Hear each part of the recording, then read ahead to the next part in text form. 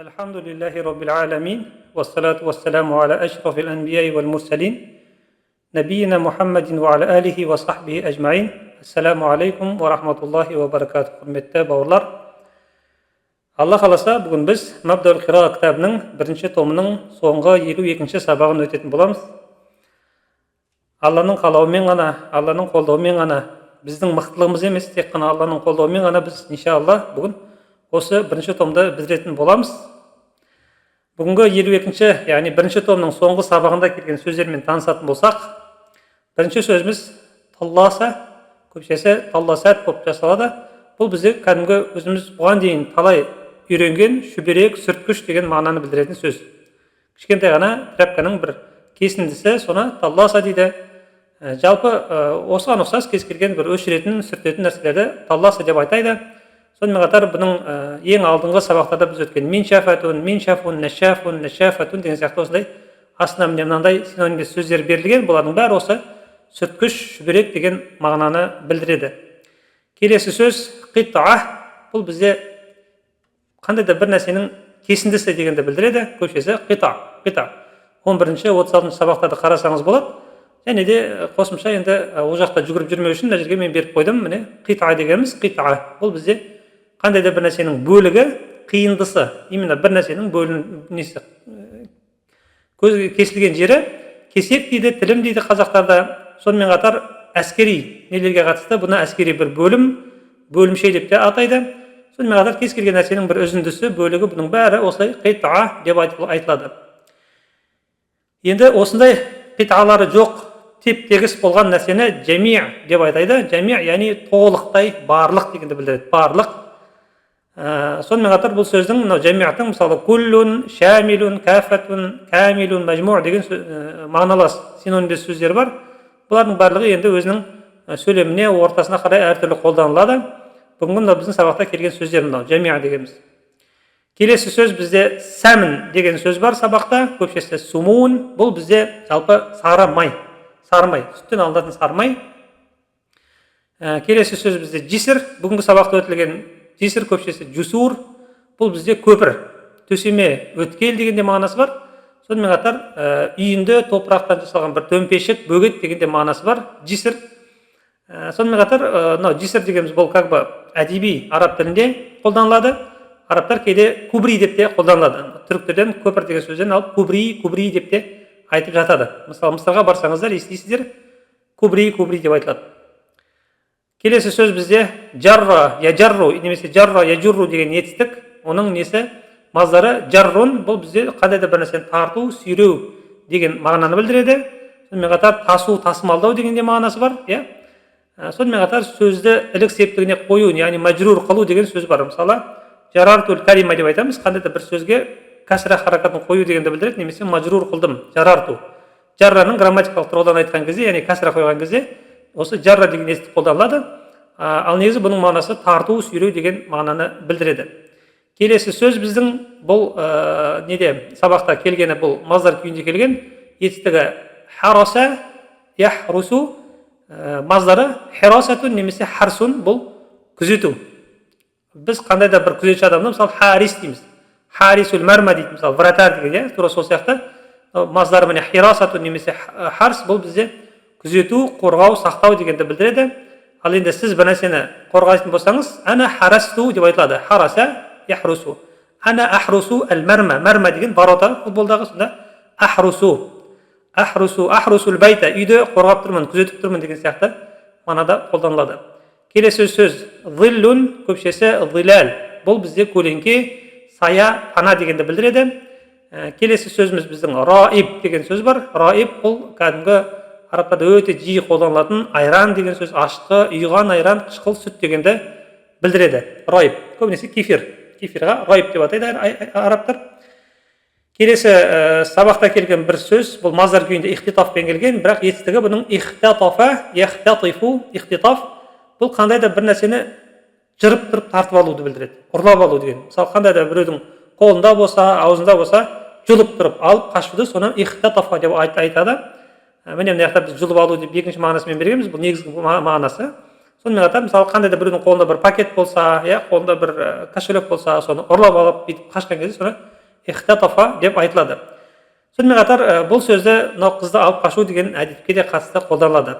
Ихтитафул бинт деген сияқты сондай бір сөздер бар, яғни қыз баланы алып қашу деген сияқты сондай мағынада қолданылады. Бірақ біздің салтымызда ол түсінікті, арабтар үшін ол басқаша көрінеді. Рама ярми деген етістік бар, келесі несі, бұның мазары рамюн, бұл бізде лақтыру, қандай да бір нәрсені лақтыру.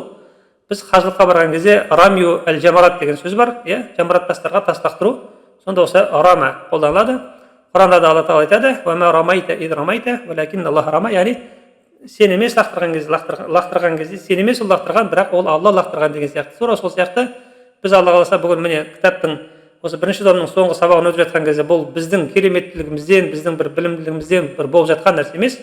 Бұл Алла Тағаланың бізге берген нығмет фазлы, Алланың қалауымен ғана, қолдауымен ғана біз осы кітапты бітіріп жатырмыз. Тура сол сияқты міне рама деген естігіміз лақтыру дегенді білдіреді. Несі, мен қазір лақтырып жатырмын болса, имен әрми деп жасалады. Әрмил хаджар, тасты лақтырып жатырмын. Әрмил қалам, қаламды лақтырып жатырмын деген сияқты, лақтырамын деген сияқты мағынаны білдіреді. Сосын бұл раманың тағы да мынандай айыптау дегенде мағынасы бар, құрметті бауырлар. Қандай да біреуді сіз кінәласаңыз, істемеген нәрсесін айтып кінәлаған болсаңыз, онда тоже рама ярми болады, мағынасы біреуді сіз айыптадыңыз, бірақ ол олай емес деген сияқты. Бәлкім олай да болуы мүмкін. Біреуді сөйтіп жамандап кінәлаған кезде сонда рама деген естік қолданылады. Рама нафсаху деп келген сабақта, бүгінгі сабақта келген не? Бұл нафсаху деген сөз қолданған кезде бұл өзін дегенді білдіреді. Сонда рама нафсаху, өзін лақтырды деген сөз болады. Сонда бұның мағынасы секіре салды болады. Адам өз-өзін лақтырмайды, секіре салады. Өзін тастай салады, мысалы. И суицид жасауды білдіреді. Рама нафсаху. Рама нафсаху мин мысалы а'лал жабал, таудың басынан секіріп кетті деген сияқты. Рама нафсаху деп айтылады. Келесі сөз біздің бүгінгі сабақта келген бұл бәдәл деген сөз, көпшесі әбдәл, бұл ауыстыру дегенді білдіреді негізгі мағынасы. Яғни айырбас, бір нәрсенің орнына қойылатын, берілетін зат, соны бәдәл деп айтады. Сонымен қатар бәдәлдің қандай да бір нәрсенің баламасы дегенде мағынасы бар. Балама зат. Мысалы, мен біреуден мысалы айтайық 10 000 теңге аламын да, орнына 2-5 000 теңге беремін. Сонда бәдәл болады. Бұл мысалы 10 000 теңге алдым, бірақ оның орнына міне айырбас ретінде, балама ретінде 2-5 000 теңге бердім. Соны бәдәл деп айтады. Жалпы бәдәл деген сөз сондай айырбасты білдіреді. Сонымен қатар грамматикада бәдәл дегеннің бәдәл немесе қосалқы анықтауыш дегенде мағынасы бар. Бәдәл. Біз бұны Алла қаласа тереңдетілген грамматика кезінде өтетін боламыз. Бәдәлдің осындай міне мағыналары бар екен. Келесі бүгінгі сабақта келген сөзіміз біздің ахару, көпшесі ахаруна, қыз балаларға айтылған кезде немесе әйел тілінде тұрған сөзге қатысты ухраят деп айтылады. Бұл басқа, өзге, бөгде дегенді білдіреді. Басқа. Раджулун ахар, басқа адам, имраатун ухра, басқа әйел деген сияқты мағынада қолданылады. Бүгінгі сөзде сабақта келген бізде ахаббу деген асырмалы, салыстырмалы шырай сөз бар. Ахаббу деген сөз бұл кейде ең сүйікті деп келеді. Кейде егерде бір мин тағы да бір қосымша бір харфпен келсе, сүйіктірек деген мағынада келеді. Екі түрлі мағынада келеді. Мынау аф'алу формуласымен өзі осындай асырмалы, салыстырмалы шырай сөздер келеді бізде. Араб тілінде өте жиі келеді. Оның жанындағы харфу жарына қараймыз біз. Егер харфу жарсыз жалаң қолданылса, ең деген қосылады. Мысалы, Аллаху акбар деген кезде қасында мин деген ешқандай харф жар болмаса, ең ұлы, Алла ең ұлы деген мағынаны білдіреді. Ал енді айтайық, қандай да бір нәрсе, мысалы, әл-китабу акбару мин дафтар деген кезде, уже мин қоймаса, акбару мин деп келген кезде, үлкенірек деген мынандай рек қосылады. Осындай мағынасы бар. То есть харфу жарлармен келсе, рек деген қосылады. Харфу жарсыз жалғыз келсе, ең деген қосылады. Сондай бір ерекшелігі бар, сондай сөздер бар. Соның бірі міне ахаббу бүгінгі сабақта сүйіктірек немесе ең сүйікті деген мағынаны білдіреді. Келесі бізде бір харф бар, ол бізде әнна деген, қазақша айтқанда көбінесе сондай-ақ тәрізді дегенде мағынасы бар. Және де екенін деп те жиі аударылады.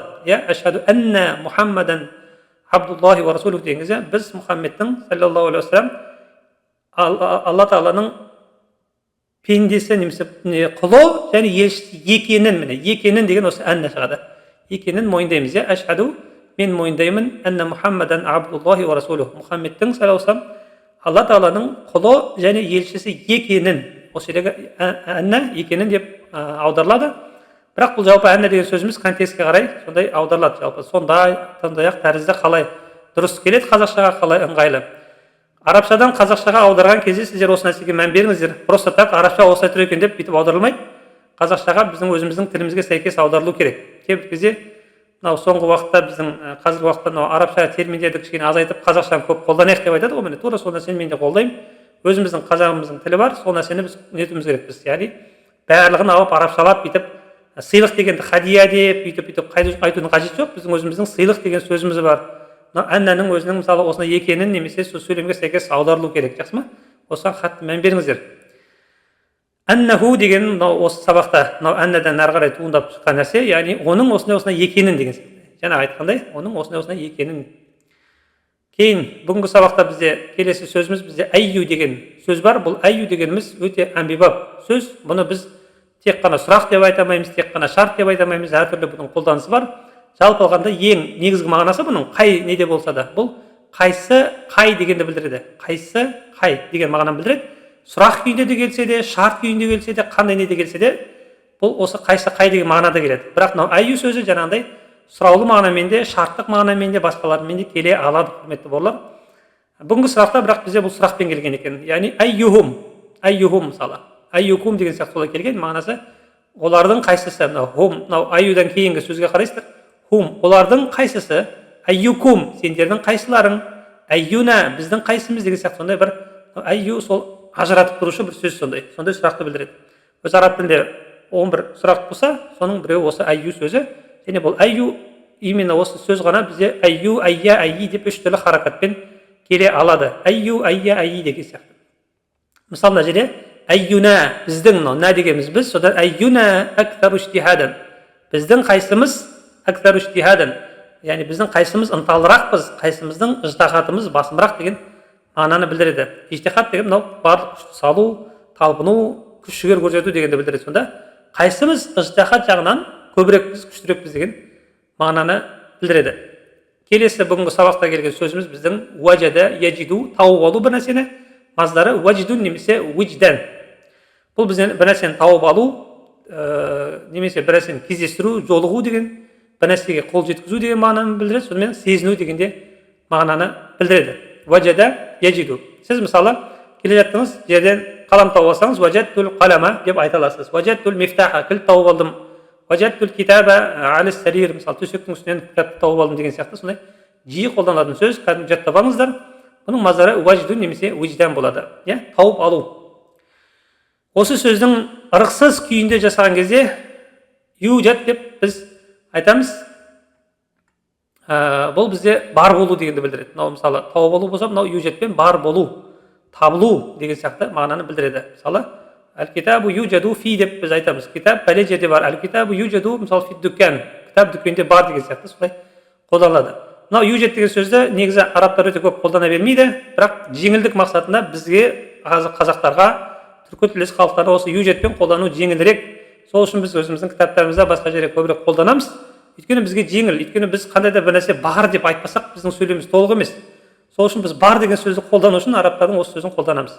Түсіндік қой, кейбір сабақтарда жаңағыдай Алла қаласа 2-ші томда, 3-ші томда көресіздер, осындай юджаду деген сөздерді біз жалпы қолданамыз. Өйткені бұл біздің түркітілдес халықтың біздің сөйлем құрау стилімізге сәйкес келгендіктен біз осылай қолданамыз. Бірақ арабтардың өздері юджат деп айтпайды. Мысалы, олар былай дейді: "Ал-қаламу фил хақиба" дейді болды арабтар. "Ал-қаламу фил хақиба".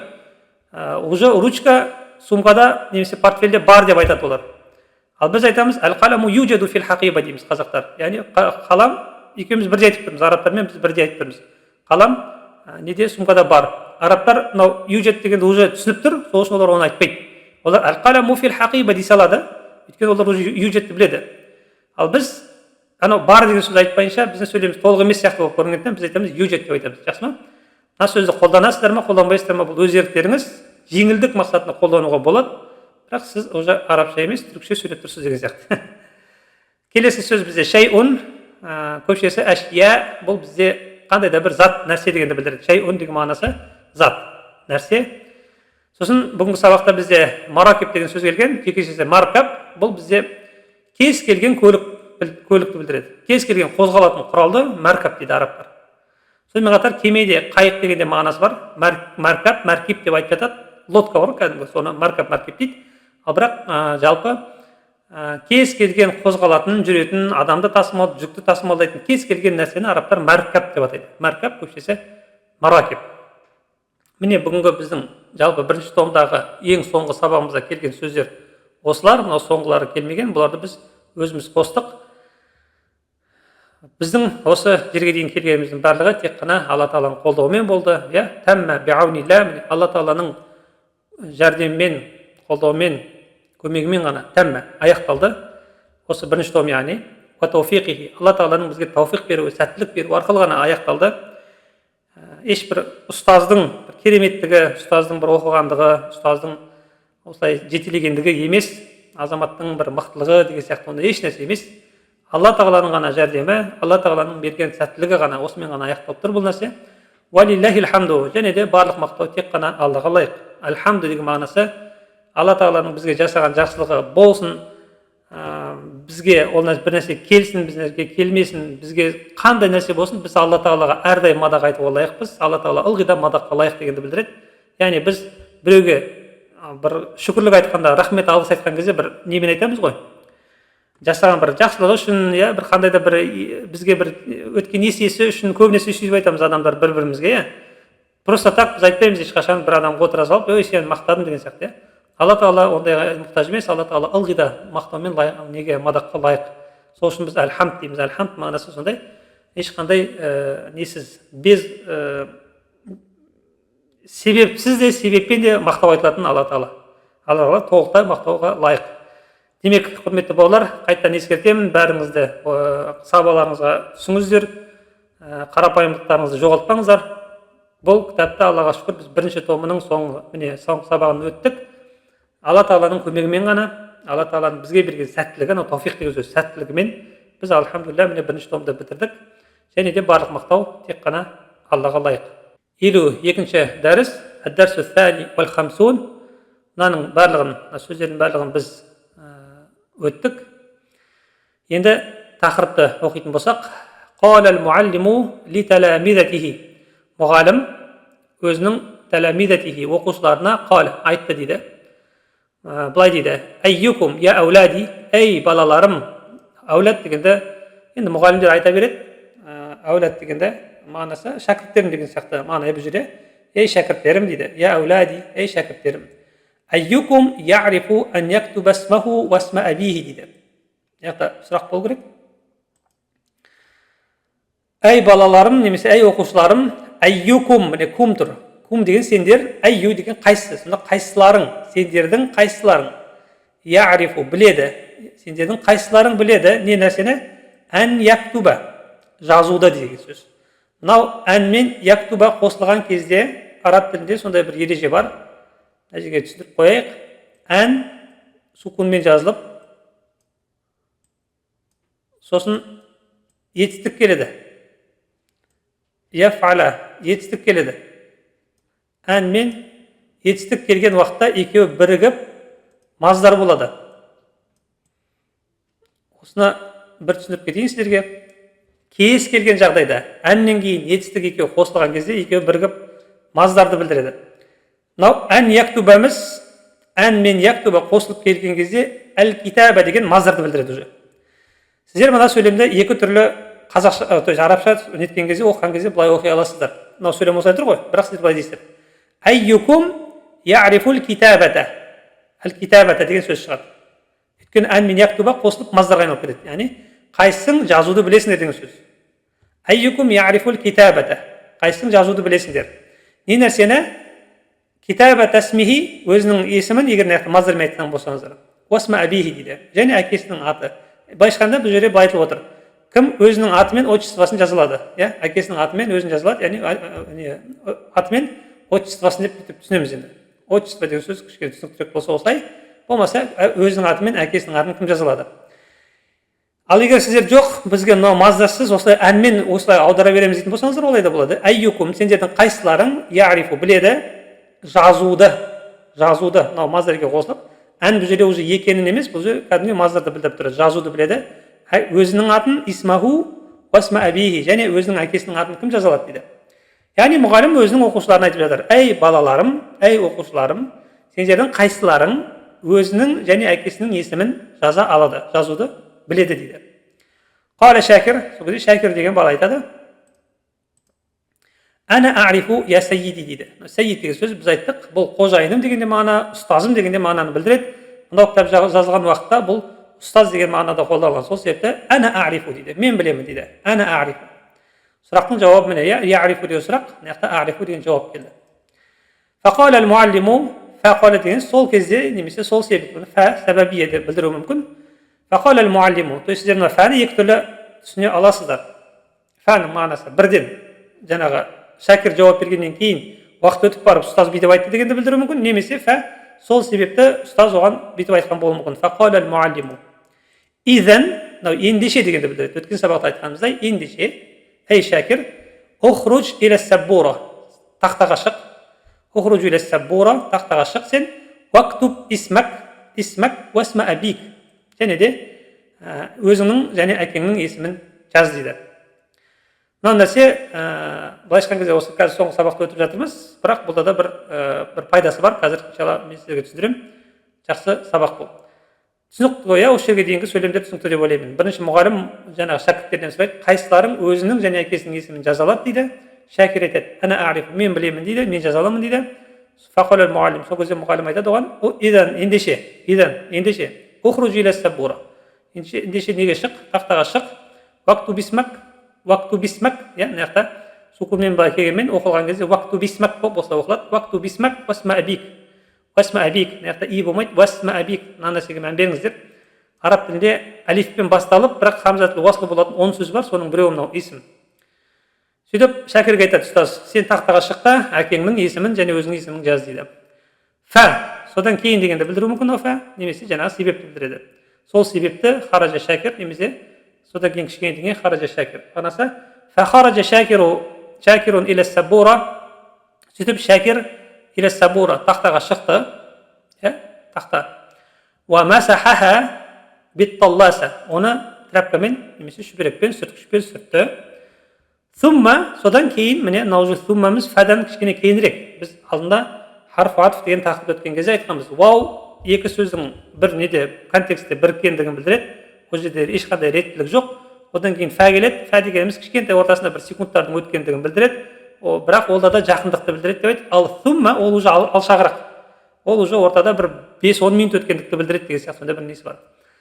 Демек, фахаража Шәкирун иля сабура, Шәкір сөйтіп тақтаға шықты, ва масахаха, сөйтіп тақтаны сүртті, битталласа, жаңағы шүберекпен сүрткішпен сүртті. Сумма ахадат табашира, содан кейін борды алды. Бор, мына жақта көпшемен келген. Бұл сөз өзі сөйтіп көпшемен қолданады. Негізі бұның жекешесі табшура, білесіздер.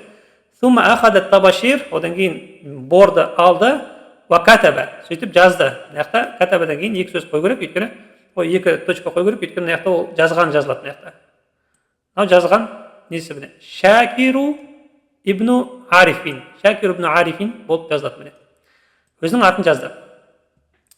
Мына жерде құрметті бауырлар, ибн деген сөзді көріп тұрсыздар. Мынау Шәкір деген баланың аты, мынау Ариф деген әкесінің аты, ортасында ибн. Яғни Арифтің баласы Шәкір. Шәкір Арифович. Ариф ұлы Шәкір деген сөз. Түсіндік қой, осыны мән беріңіз. Екіншіден, ибн деген сөз, егер де бала мен туған әкенің кәдімгі нағыз тікелей несінің ортасында болса, әлифсіз болады. Әлифсіз болады.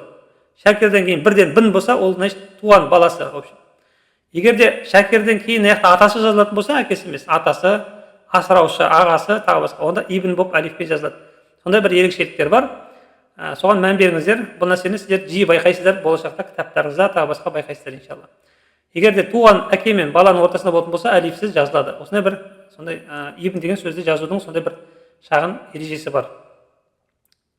Сосын мынау арғарайғы сөз, Шәкірден кейінгі мынау сөз, бұл мынау Шәкірді сипаттайды. Шәкірдің сипаты ол ибн Ариф.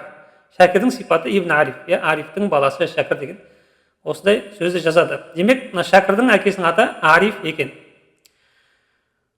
Келесі сөйлем. Қалат Зухрату либанатиха. Зухра деген кісі өзінің қыздарына айтты дейді. Мынау уже басқа тақырып, көрдіңіздер. Мына басында әке мен өзінің атын жазу деген тақырып болса, әрі қарай Зухра деген кісі енді либанатиха өзінің қыздарына айтты дейді. Айюл хайванати ахаббу илайна. Қандай жануарлардың қайсысы деген сөз міне. Айю. әл-хайуанат. Мынау айю деген сөзге мән беріңіздер, құрметті шәкірттер. Бұдан кейінгі сөзге сіздер теліп аударасыздар аударған кезде. Мысалы, айюна біздің қайсымыз, айюкум сендердің қайсыларың. Тура солай. Айюл хайуанати, міне, хайуандардың, жануарлардың қайсысы? Ахаббу илайна бізге сүйіктірек. Біз қатты жақсы көреміз деген сияқты сондай мағынада айтып тұр, яғни. Зухра өзінің қыздарына айтып жатыр. Хайуандардың, жануарлардың қайсысы ахаббу илайна бізге сүйіктірек дейді. Қайсысы сүйіктірек? Әл-бақара, сиыр ма? Әмин наджа, қой ма? Әмил фарас, жылқы ма? Әмил кәлбу, ит па деп осылай 4 сұрақ қояды. Түсініңіз ғой, құрметті бауырлар. Аюдан кейінгі сөзге мән беріп, сонымен теліп аударасыздар. Неге 2 нүкте қойдым? Өйткені ары қарай салалап кетіп жатыр. Сол үшін бұл жақта 2 нүкте қойамыз. Сиыр ма, қой ма, жылқы ма, жоқ әлде ит па? Қайсысы? Жануарлардың қайсысы бізге хаббу сүйіктірек? Қалат Фатима, сонда Фатима айтады. Фатима деген бірінші қызы бәлкім. Әл-бақарату ахаббу илайна, я умми, анашым, әл-бақарату ахаббу илайна, бізге сиыр сүйіктірек. Сиыр сүйкімдірек. Себебі лианнаха, себебі ол, лианнаха, себебі бақара, туатина лабанан бізге сүт береді, ва сәмнан, және май береді дейді. Бағана біз өттіге сәмн көпшесі субун, бұл бізде жауапы кәдімгі сарымай. Вақалат Айша, енді Айша деген екінші қыз айтады, ән-наджату ахаббу дейді. Бізге не дейді? Қой сүйіктірек, қой сүйкімдірек дейді. Неге? Лианнаха, өйткені ол, ха дегеніміз женский родты білдіреді, наджа женский род. Өйткені қой туати суфан ва лахма, ол жүн береді және ет береді дейді. Сиыр бізге сүт береді, май береді дейді. Қой бізге суф дегеніміз жүн береді және лахм ет береді. Вақалат Фарида, Фарида деген қыз айтады, үшінші қызы, әл-фарасу ахаббу әл-хайуанати, жануарлардың ең сүйіктісі ол әл-фарас дейді, жылқы дейді. Лианнаху, өйткені, көрдіңіз бе, фарас дегенде женский род жоқ, әйелге сосын, лианнаху, өйткені ол яхрису емес, яхрусу болады, яхрусу лана ал-арда, бізге жерді жыртады, ва яжуррул маракиб, бізге нені көліктерді тартады, сүйретеді, көлік.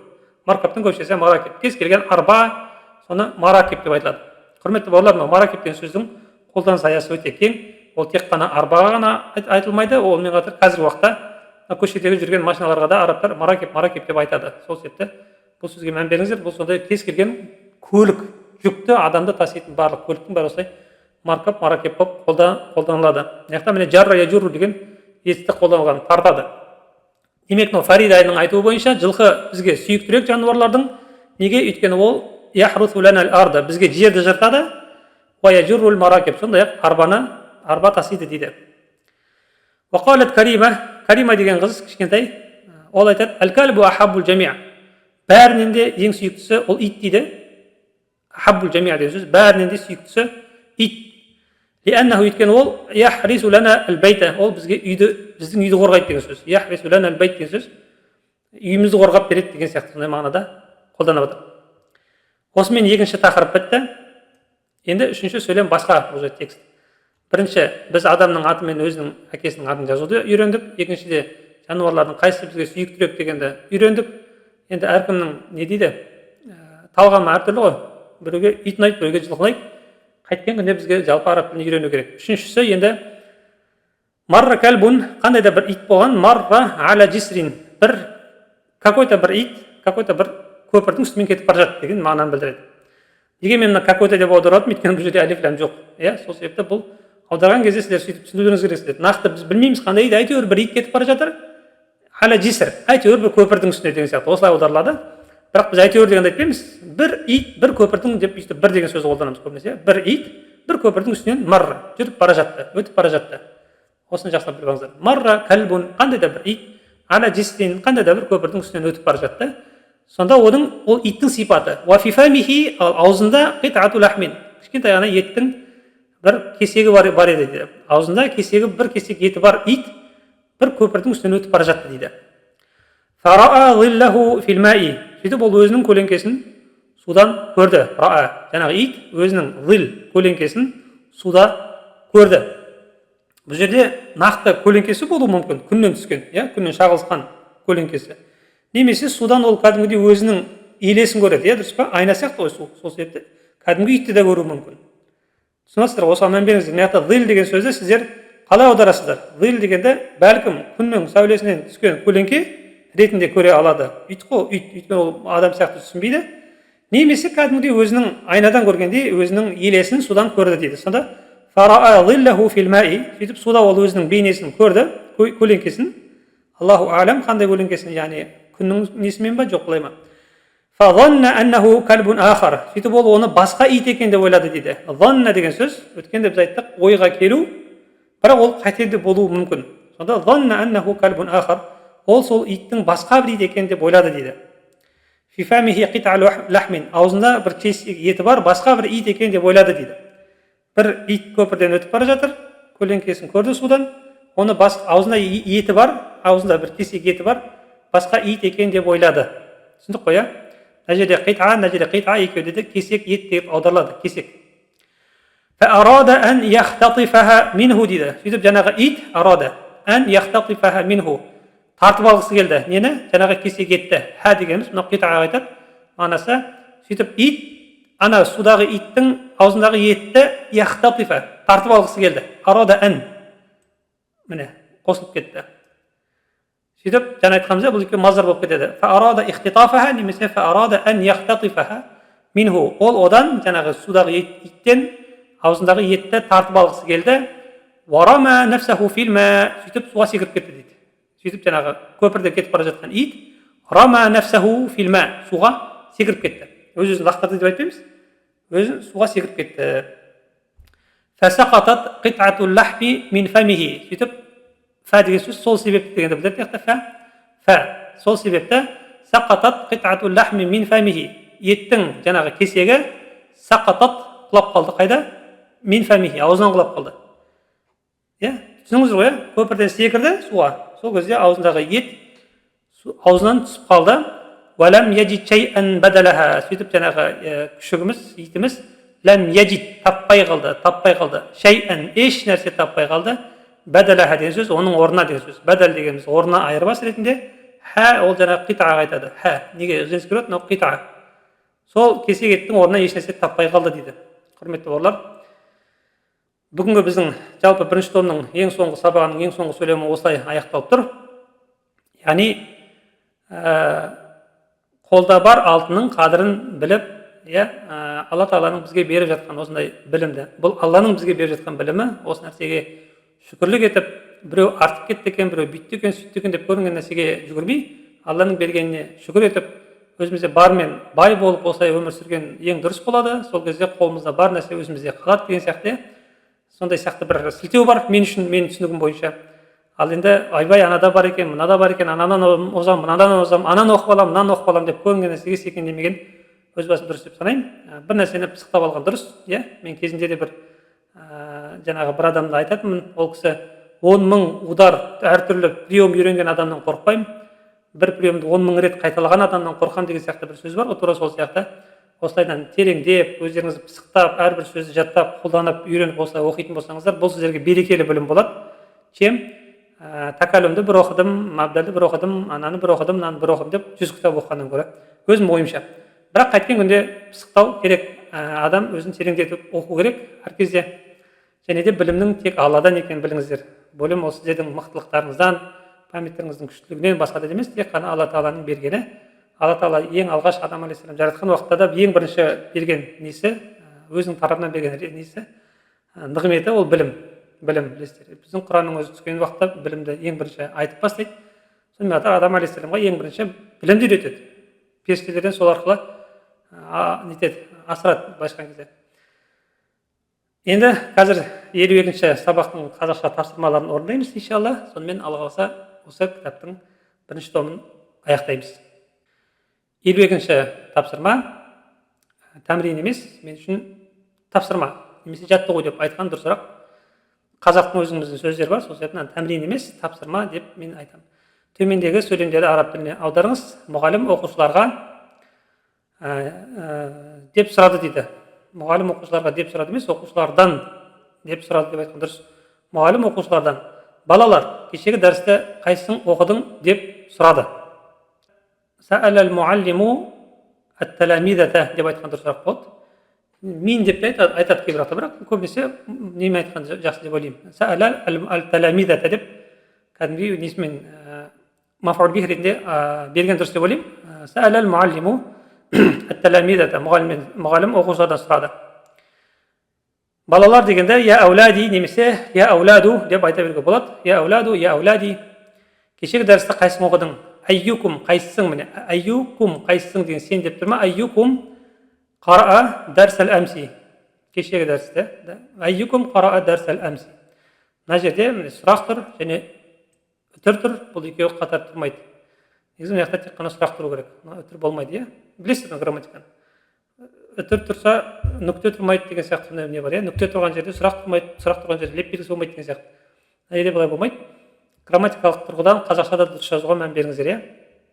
Мұғалім оқушылардан деп сұрады, иә? Саал ал-муаллиму ат-таламидата. Я ауладу, немесе я аулади, айюкум дараса дарсал амси, немесе қараа дарсал амси деп айтылады. Абдулла деп жауап берді. Фа-аджаба Абдуллах болады. Фа-аджаба Абдуллах, мен жақсы оқыдым. Ана дарастуху жайидан. Дәріске қатысты айтылады. Ана дарастуху жайидан немесе ана қаратуху жайидан деп айтылады. Жақсы ма? Мұғалім Убайдуллахтан деп сұрады. Саала ал-муаллиму Убайдаллах болады. Саала ал-муаллиму Убайдаллах болады. Убайдуллахды бірінші несін фатха береміз. Өйткені бұл екі сөзден құралып тұр. Убайд Алла деген сөз. Абдулла деген Алланың пендесі құлы, Убайд деген кішкентай ғана пенде дегенді білдіреді. Сүйкімді бір тартымды, соны Убайд деп айтылады. Убайдулла деп. Мұғалім Убайдулладан сұрады. Саала ал-муаллиму Убайдаллах. Мұғалім Убайдулладан сұрады. Сен жақсы оқыдың ба? Хәл қарата жайидан, хәл қарата жайидан немесе сабаққа қатысты айтамыз. Хәл қаратаху жайидан деп айтылады. Болмайды. Ол деп жауап қатты бірден аударамыз. Яғни фа-аджаба. Фа-аджаба, сонда жаңа Убайдулла айтады. Мен кеше сырқаттанған едім. Ана маритту әмси деп айтамыз. Немесе күнту маридан әмси. Ана маритту әмси. Сырқаттанған едім дегенде бір естіспен айтылатын болсақ, сол айтқан жақсы. Ана маритту әмси. Немесе күнту маридан деп айта аламыз. Міне қысқа ғана қазақша тапсырма берілген екен, құрметті бауырлар. Жалпы мен бұл жерде именно кітаптың өзінің, кітаптың авторының, кітапты шығарған жерді, мекемені, басқаны жамандап нетіп жатқан жоқпын. Бірақ өзіміздің қазақ тілінде де біз осы дұрыс жазу деген нәрсеге, мынандай сөздерді қолданған кезде өзіміздің қазақылықты дейміз, қазақы тілімізді өзіміздің осылай көтермелеп, осылай дұрыстап беруді мен өзім қолдаймын. Сол нәрсеге қолдаймын. Біздің қазақтар мысалы тәмрин деген сөзді ешқашан қолданбайды ешкім. Тәмрин демес, біз жаттығу деп айтамыз, иә? Сол себепті осындай сөздерге мән беру керек деп мен өзім санаймын. Мынандай грамматикалық әртүрлі осындай қателіктер болатын болса, оның бәрі ескерілу керек деп санаймын өз басым. Бізде жалпы осындай комментария жазу, осындай бір нәрселер жазу, осындай жердегі өзімізде де грамматикалық тұрғыдан қазақ қоғамының жалпы алған кезде бір төмен кетіп бара жатқанын мен байқаймын. Осы нәрсені дұрыстап қолға алу керек.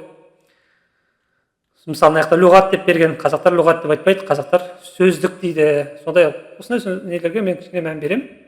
Оны ескертемін шәкірттеріме. Таңдау еркі өздеріңізде, ешкімді күштемеймін. Мен өз басым лұғат деп айтпаймын, мен сөздер деп айтар едім, сөздік деп айтар едім. Арабша бұны муфрадат лұғауи деп айтады. Содан ары қарай міне бірінші дәрістен бастап өтілген сөздіктер берілген. Осымен біздің міне Мабдауул қираат кітабының бірінші томы аяқталды. Құрметті бауырлар, Алла Тағала берекесін берсін. Алла Тағала жалпы осы кітапты оқу барысында келген тексттердің ішінде пайдалы қандай да бір мәліметтер болған болса, соны сіздердің өмірлеріңізде қолданатындай күш-қуат жігер берсін. Әркез осы сабақта оқыған, жаттаған сөздеріңіздің барлығы көкейлеріңізде сайрап тұратындай күш жігер қолдау берсін. Сосын білімнің мақсаты амал ету. Сол себепті осы білімнен алып жатқан уақытта пайдалы нәрселер болса, соған амал етіңіздер. Сол ең керек нәрсе. Ал енді просто білемін деп бүйтіп мақтану, диплом көрсету, костюм көрсету, костюм шалбар кию, басқа оның барлығы болмайтын нәрсе. Алла Тағалаға бес тиын ауыр нәрсе қажет емес. Алла Тағалаға біздің осы алған білімнен амал етуіміз керек. Өйткені бұл өзімізге керек нәрсе. Біз амал етуіміз керекпіз, және соны халыққа жеткізуіміз керекпіз, халыққа жақсы нәрсені жеткізуіміз керекпіз. Ешкіммен дауласудың да басқан қажет жоқ. Тек қана ақиқатты жеткізіп, әрбір адам өзінің осы өмірдегі Алла Тағала айтпақшы халифа деген қызметін атқарып, бір-бірімізге пайдалы болсақ, міне сол нәрсе ең маңызды, өзіміздің қоғамымыздың, қазақ қоғамымыздың дамуына, өркендеуіне, рухани тұрғыдан жаңғыруына көмектессек, міне сол ең маңызды. هذا والله أعلم. سبحانك اللهم وبحمدك أشهد أن لا إله إلا أنت أستغفرك وأتوب إليك.